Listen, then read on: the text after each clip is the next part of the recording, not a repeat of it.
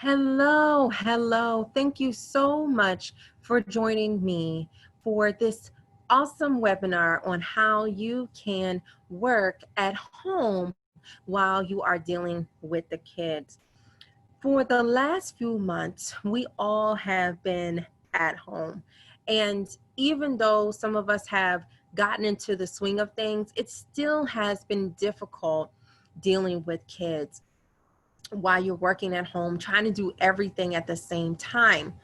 I have talked to so many different moms via video, via phone call, talked to them in Facebook groups, in LinkedIn groups, and the same question has rose. The question, how do you work from home while dealing with the little ones who constantly need attention? Or the other question, how do you not feel guilty for not getting much work done or not giving enough attention to your little ones? Common questions that we all have probably asked ourselves, or we know of a friend who has asked those questions. In the season that we're in, we have had to change how we handle our lives. We've had to truly redesign what we do. We were so used to our daily schedules, our routines of getting up early and making sure everyone was prepared for the day, drop off, getting to work, trying to make sure we get there on time, being productive, being efficient, making sure that we meet deadlines and attend meetings and look presentable. And then at the end of our day, end of our shift, leaving, racing to pick up the kids at the bus stop or daycare, and then have activities, after school activities. And then after that, homework and dinner and bath time and bedtime, and then start over again. It has been a lot. Even that, I need a moment to breathe. That is a lot. It is truly a lot. It's a lot of things that we put on ourselves to do because it has to get done, right? It has to get done. And now that we've had to redesign our lives, we're doing everything at the same time in the same space. We are working, we are doing those special activities, we are probably teaching our children a language, at the same time having these Zoom calls with teachers and classmates and attending virtual birthday parties or drive-bys. It's a lot that we are still going through. So the question still remains, how do we get this done? How do we balance everything? How do we make sure that we can still work, be that great employee, and at the same time be a great mom? All questions, all thoughts, all concerns that a lot of us working moms have. And this is why we're here today, to learn a little bit more on how we can actually get this done, how we can balance it all without being frustrated or overwhelmed or stretched or stressed doing it. Honestly, doing it. So I am so happy that you are here today. If you are new to who I am, my name is Latika. I am a boss mom coach where I teach moms, working moms, specifically in the government and supporting the government, how to navigate and thrive in their life, in their career, by showing them that they can do so without having or being stressed out. So they reduce their stress, they overcome the overwhelm and frustration of trying to balance it all, trying to do it all, increase their time that they spend with their family, and improve their opportunities for career growth, all by focusing on themselves through work and life balance. And I truly have the honor of teaching and coaching, speaking to so many moms and helping them redesign how they are living their life right now, redesigning how they go about life right now, redesigning what their daily schedules look like right now to make sure we can thrive, not just survive, but thrive in this storm that we are in this pandemic that we are in. So So I'm so excited that you are here with me today, where you are going to learn 10 ways on how you can deal with the children while you are working at home. So I'm so excited that we can get through this today. So the first thing I want to share is that we as moms have to work smarter and not harder. We have to create a schedule. There goes that schedule again. Making sure that we have routine, a schedule that allows us to be efficient, be productive with our time and our resources.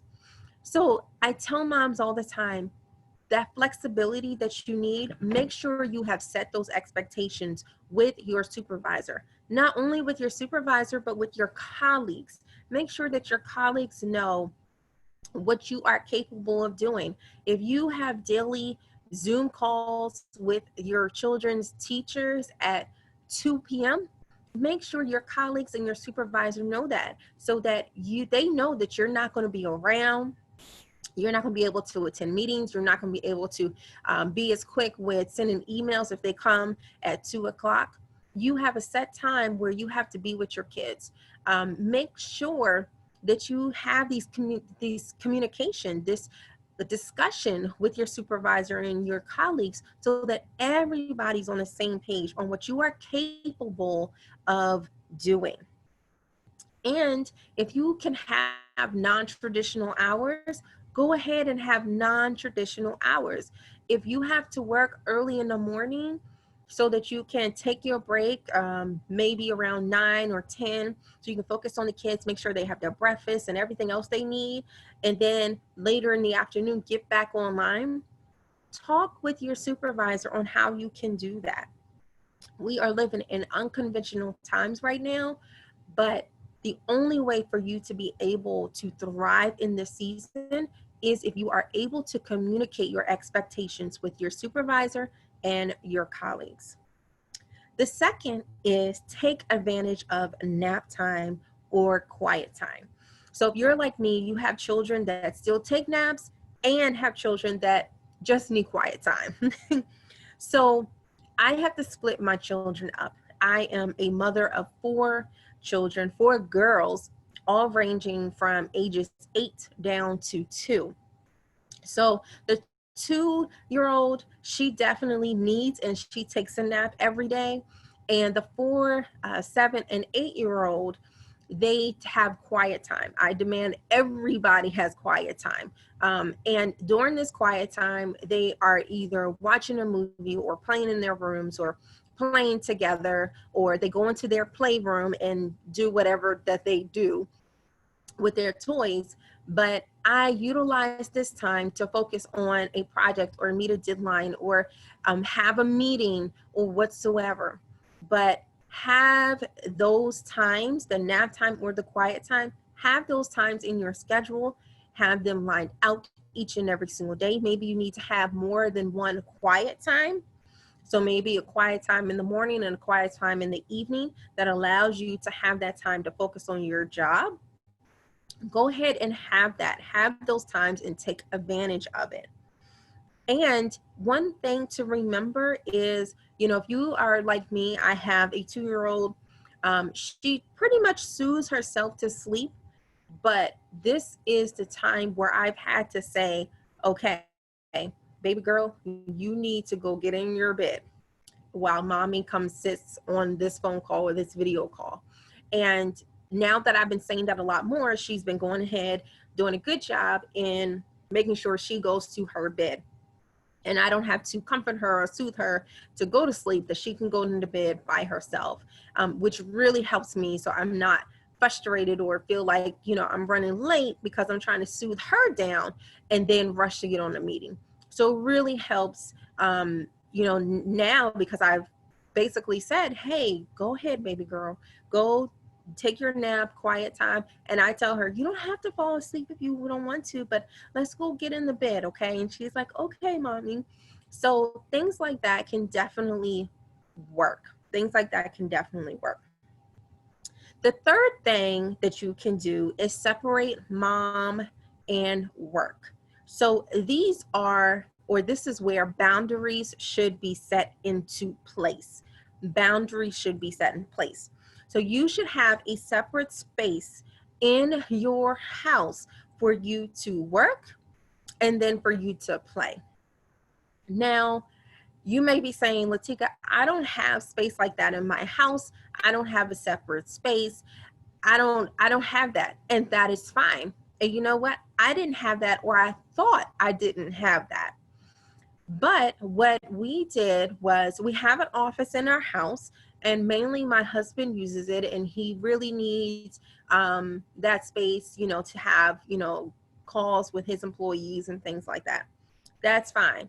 But we have an unfinished basement. So I was like, okay, let's do this.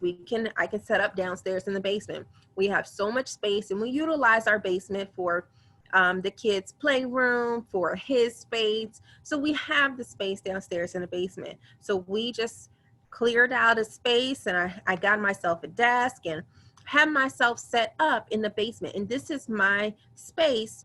When I'm done, I close my laptop and I'm done. I'm not coming back down here. I'm not looking at any work stuff. I have shut everything down. Now, one of the questions that I received was when I was putting this together was, what if you have a position where you feel like you cannot put things down? You cannot say, okay, I'm done at 5 o'clock, I'm done. This is where the expectation between you and your supervisor come into play.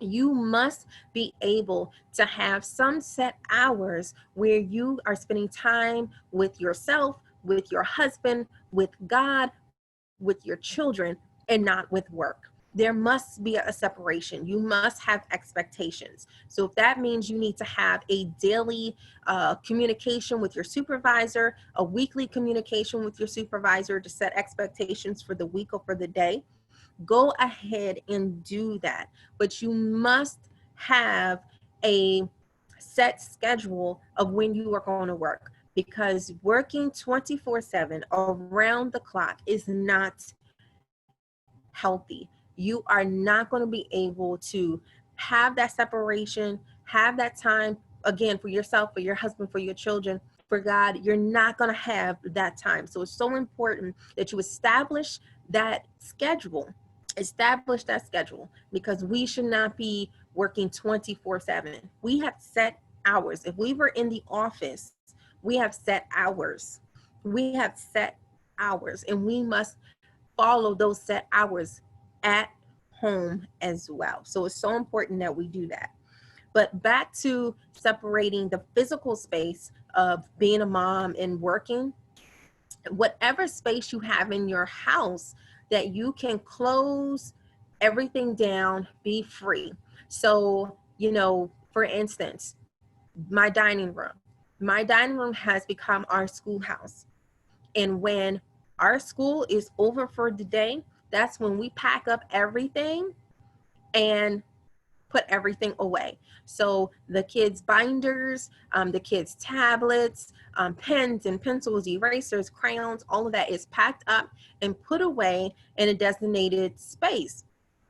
And we have a designated space in our dining room where things are put away. Now, we don't normally use our dining room for eating. We have our kitchen table that we use, but this space we dedicate for just schoolwork.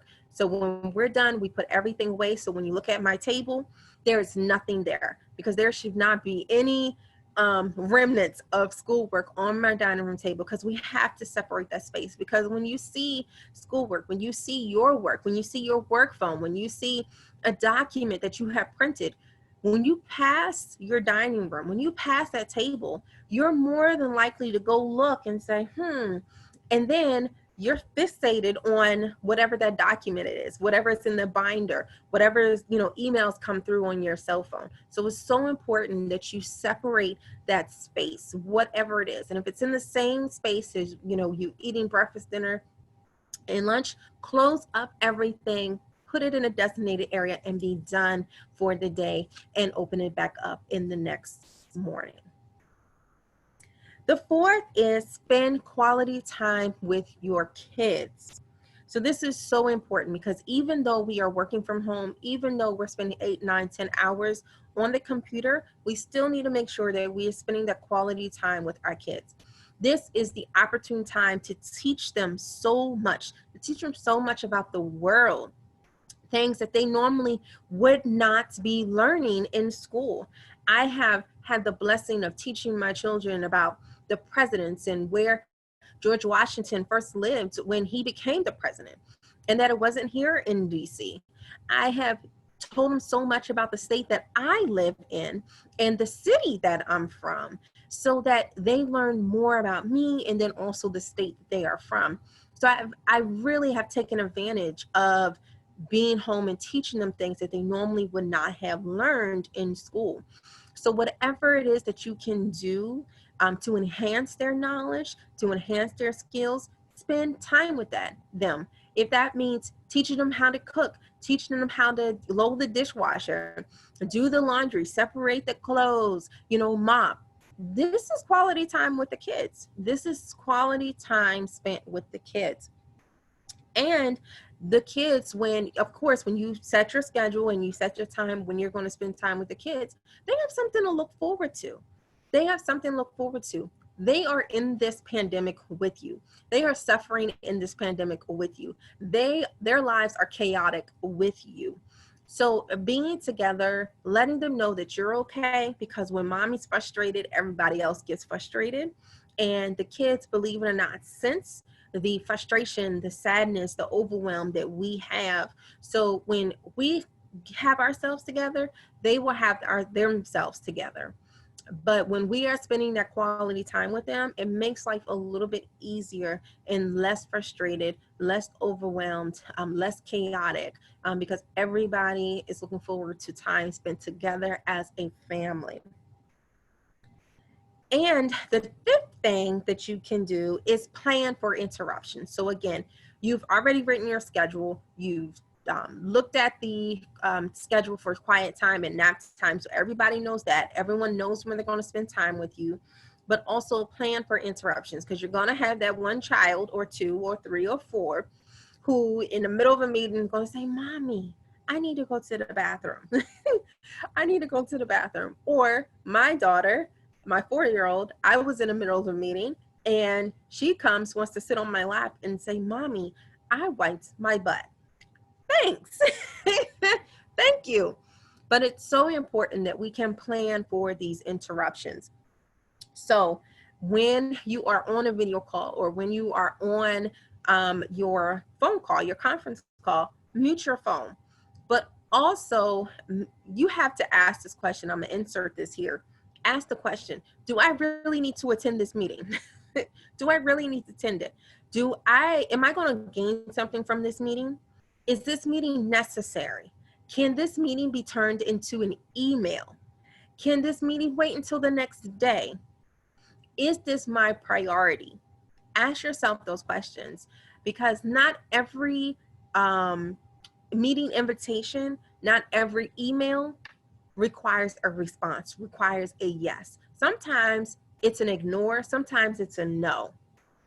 Sometimes it's just a 5-minute phone call rather than an hour-long meeting. Sometimes it's just an email.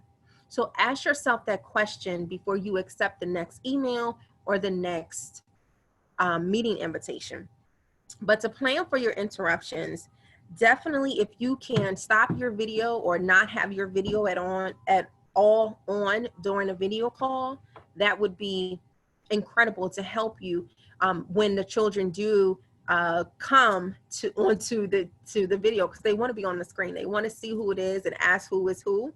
So if you can stop your video so that they don't see you, if you can mute so they don't see you. And I know that is something that is very simple to do, to mute or stop your video, but think about how many times we don't do that. Think about how many times we're still unmuted or our video is still on and stuff is going on. So when you're planning for interruptions, ask yourself, Do I really need to attend this meeting? Can this be an email? But also take your video off the conference call, put it on mute so that others don't hear the kids or yourself, with your comments. Just on, just the day, you could be tired, and just the at the wrong time could really sense off something really bad that you don't want. So having yourself on mute, not having the video on, can really help you plan for interruptions that will come. The sixth thing is to plan for downtime without your kids. So decompress. How are you taking care of yourself? How are you getting away from the crazy that is going on around the world? So think about that. If you are not familiar with my podcast, The Latika Vine Show, I give inspiration, advice, motivation to working moms, and I've been solely focused on this pandemic and how we can just really be better in this pandemic, thrive in this pandemic. And one of the things that I talked about was self-care. Now, I talk about self-care in two ways, and the episodes are split. And so the first episode on self-care is the physical aspect. So if you haven't checked it out, I would definitely encourage you to learn several ways on how you can decompress on the physical aspect. And then the next episode is on spiritual. So how you can decompress spiritually to make sure that you can have the peace and the happiness that you need, because we still need to be happy. We still need to be okay being at home. So whatever that is for you, you need to do it. So if it's writing, if it's yoga, if it's exercising, for me, it's exercising. So even before the day begins, I am working out 40 to 60 minutes every day.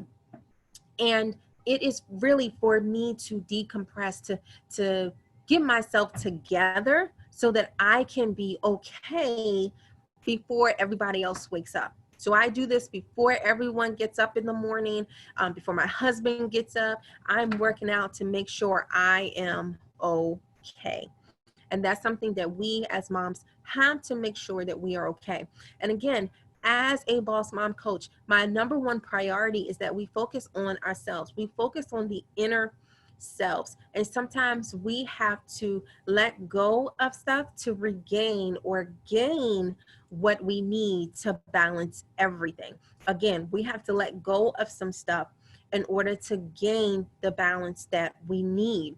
So it's so important that we focus on ourselves. We focus on that self-care, the self-love, so that we can focus on everybody else. Because if we don't make ourselves a priority while everybody else is making themselves a priority, where does that leave us?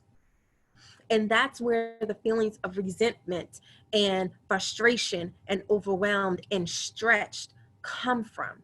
Because we have made sure everybody else is okay while we're burning and crying and defeated inside, when it doesn't have to be that way. So it's so important that we focus on ourselves, that we make ourselves a priority before we deal with everyone else. It's so important.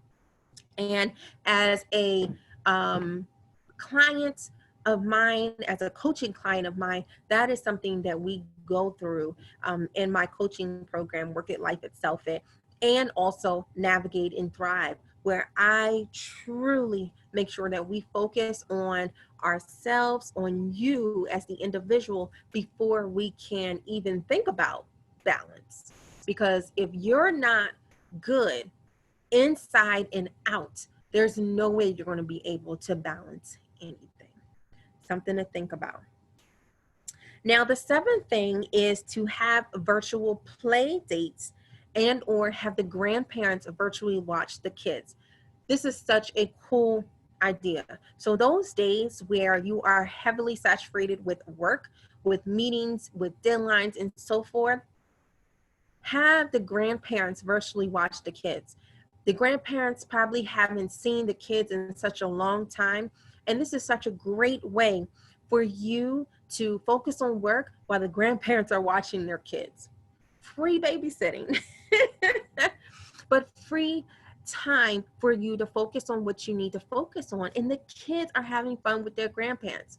So even if it's not your grandparents, I mean, your parents or biological parents, people that you trust, aunts, uncles, cousins, friends, whoever it is that you trust with your children, call them up and say, hey, I need your help right now. I need you to virtually watch the kids so that I can focus on my work. And you will be surprised what you can do. And if something really were to pop off, something were to happen, they can always text you on your phone. They can always text you, but look at the freedom that you can have, just even if it's for 15 or 20 minutes. Look, all the things that you can do in 15, 20 minutes by having someone else watch the kids. Seriously, think about that. Incorporate that in your schedule so that you can at least get your work done. And also, when you're done, you have the sense of relief, and now you can focus on what the kids need. So truly think about that. Number 8, reward good behavior. So let's say your kids are having a great week. They followed the schedule. They didn't interrupt you as much, maybe 50% less than last week. Think about what you can reward them with. And when you have this reward system, think about what it's going to do next week and the following week. And then summertime. Summertime is here. Summer camps are out. They've been closed. They've been canceled. School's been closed. There's so many things that have been canceled. We're still going to be at home. You still have to work with the kids. So if there's a way that you can reward good behavior with, my husband, he loves getting the girls LOL dolls, and they love Monster High. They also like anything Barbie. So just little gifts, and Amazon or CVS. He'll go to CVS or Walgreens, and they have a little toy section, and just like toys for $5, but a reward system, because they know they're doing a good job and they're going to get rewarded for it. Think about what they will do the next week and the following week and how well they will behave for you. It really will help reduce the frustration and the stress that comes with trying to do everything at the same time in the same space. The 9th thing is to have set activities to keep them distracted. So think about an activities box that you can have for the kids. So in my basement, I have this Winnie the Pooh pop-up hamper from 15 years ago. And in it has crayons and markers and paint and canvas and paper and a whole bunch of other things in there for the kids, like some games. I think it has Sorry and Candyland in it, but it's games for them to do. So we can pull this hamper out and allow them to play with this while my husband and I are in a meeting at the same time. So this activity box maybe will keep them active for about 15, 20, 30 minutes. And maybe if I put more stuff in it, maybe 60 minutes, it'll be a stretch, but 60 minutes. But it really allows them to do something that they each like, and then allows me and my husband to make sure that we can focus on that particular meeting or project at that certain time. So think about an activity box that you can create for your children. The 10th thing is to take breaks. So what kind of breaks can you take with your kids? What kind of breaks can you take with your kids? So this can be taking a walk, taking a drive. Again, this goes back to spending time with the children. Taking breaks. One of the things that we do is every day I have an activity for them. So outside of schoolwork, we're doing yoga or cardio, and they actually have a HIIT cardio video for kids on YouTube. It's a PE teacher who came up with this HIIT exercise routine, and I love it, and the kids love it. It wears them out when we're done, but it's so refreshing for us to be together and work out together.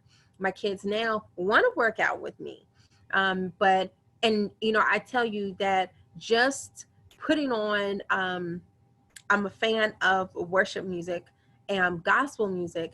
And we had Anita Wilson on earlier today, and we were just jamming and we were working out listening to Anita Wilson. But that was something that we all enjoyed. And my 4-year-old just, oh my goodness, she was just having a ball working out together. But it is something that we all look forward to by being together. And it makes life so much fun and reduces that stress. We are already stressed. We are up to the limit, some of us. It's a lot. It is a lot that we're going through. This world is going through so much right now. And our kids are hearing it, they're seeing it, they're feeling it. They can't be with their kid, their friends, they can't be at school. Life has been interrupted for them. This is something that they will never forget, never forget. So it's so important that we can spend that time with them and take these breaks. So not only are we spending time, but we're actually taking breaks from the day, during the day, and having fun with them. Having fun with them. So as you look over your schedule, as you think about what the kids really like to do, and now that the weather is getting so nice, what can you do outside? Outside of the normal, playtime outside. What can you do outside to spend time with the kids where you're not interrupted and they're not interrupted? And maybe daddy's not interrupted as well. And all of you can come together and have a little fun. Maybe it's 15, 20 minutes of fun in the middle of the day. But, just think of how much better you're going to be when you get back into, your space and get back into the to work mode. Think about it. And sometimes the kids need it. Especially, think about when they're in school. They have lunch, they have recess, they have gym, they have PE time, they have music, they have all this break time. So think about ways that you can also incorporate breaks with your children throughout the day and the weekends as well. So just to recap, the 10 ways that you can work from home while dealing with the kids is: 1, work smarter, not harder. So make sure you can create your schedule and make sure that you can have those expectation talks with your supervisor and colleague. 2, take advantage of nap time and quiet time. 3, separate mom and workspace. So set those boundaries. What space can you have for mom and what space can you have for work? 4, spend quality time with the kids. 5, plan for interruptions. 6, plan downtime without your kids. So have a time where you can decompress. 7, have virtual play dates or have the grandparents virtually watch the kids. 8, reward good behavior. 9, have set activities. So have an activities box for the kids. And 10, take breaks from work with your kids. Take those breaks. So I really hope that those 10 tips are helpful in helping you deal with the kids as you are working from home. And again, like I had mentioned at the onset, we are living in a storm in this pandemic right now that came out of nowhere. And it has shifted us. It has shifted us, and we've had to redesign how we do things. We really had to navigate. And as a boss mom coach, I can help you, and I've helped so many women navigate and thrive in this season for beyond, for tomorrow, for what's going to happen 6 months from now, a year from now. But the lessons that they've learned earlier this year, last year, have definitely helped them prepare for the season that we are in. And even though this is hard, is challenging, it doesn't, again, have to remain challenging. It doesn't. And what I do is help moms use this Boss Mom Foundation. If you've never heard of the Boss Mom Foundation, it is the foundation that I use to really help moms focus on themselves by using 3 pillars of success: self-awareness, smart work, and strategy, all helping them create the work and life balance need. They absolutely need, allowing them to be not only a great mom, but also a great employee at the same time. So I can help you navigate life and career in this moment by working on 4 specific topics. And they are time management, stress management, productivity, and career growth. In each one of these areas, I use the foundation, self-awareness, strategies, smart work, to help you determine and reassess what life looks like, what it looked like, and what you want it to look like. Again, what it looked like, what it looks like, and what you want it to look like after this pandemic is over. And as a guest on today's webinar, I am offering a 50% discount off my new coaching program, Navigate and Thrive, which is going to start on June 21st.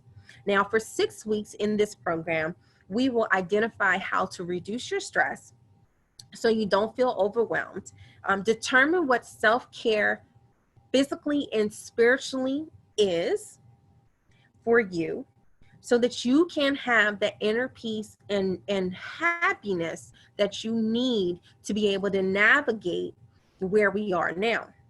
And then create a strategy for you to work smarter and not harder so that you can thrive in the season that we are in, which will better prepare you for the next season that comes. Because, hey, we've gotten through these last almost 3 months in this storm, in this pandemic, and we have another few months to go. Some of us, including myself, we will be home with the kids this summer. And I will tell you, I am so looking forward to being home with the kids. And I realize not all mothers have that same reaction, but I am looking forward to it because I have the foundation inside of me that's helped me, that set me up to have the balance, to be able to manage everything on my plate without being stressed out. And this Boss Mom Foundation stemmed from when I came back to work after having my 4th child, who's almost 3. She'll be 3 in August. And I was so upset. I was so sad. I was depressed. I didn't know how in the world I was going to be able to do everything that was on my plate. I was active in church, and I'm talking about I was in 6 ministries, y'all, at church. I was going to the PTA meetings. Even though I wasn't the president, I was still a active member of the PTA. I was an active member with my kids' school. And my kids, 2 of my daughters, my older 2 daughters, they have a speech impediment. So they're in speech therapy, and they have meetings with the counties, and it's a lot with them, making sure that IEPs are, what I feel meets their level, that they have the services that they need. So it's a lot that I was going through. I was commuting, and, I had 2 in school, and I had 1 who was a toddler, and then trying to potty train her, and then breastfeed another one. It was a lot. And I had a breakdown. I really did. Went to the doctor, diagnosed postpartum depression. And it was then that I realized, oh my goodness, Latika, you need to get it together. So I was able to talk to someone who can really help me navigate what I was doing, and then be able to come up with a strategy to thrive. And so I am that boss mom coach, really helping moms navigate where they are and designing where they want to be so they can thrive as moms. So I want to offer this program, Navigate and Thrive, to you. And again, it's a 6-week program for you that's starting on June 21st. I realize that's Father's Day, so it will be that week, but navigate and thrive so that you will be okay in this season and in beyond.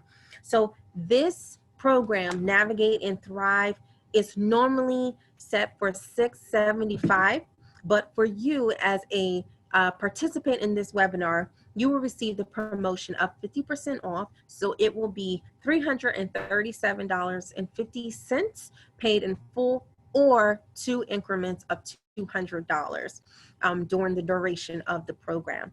So if this is of interest to you, please be sure to click on the link and the email so that you can set up a time to discuss exactly what you want a life to look like in the future, so that we can set up a plan for you to navigate and thrive.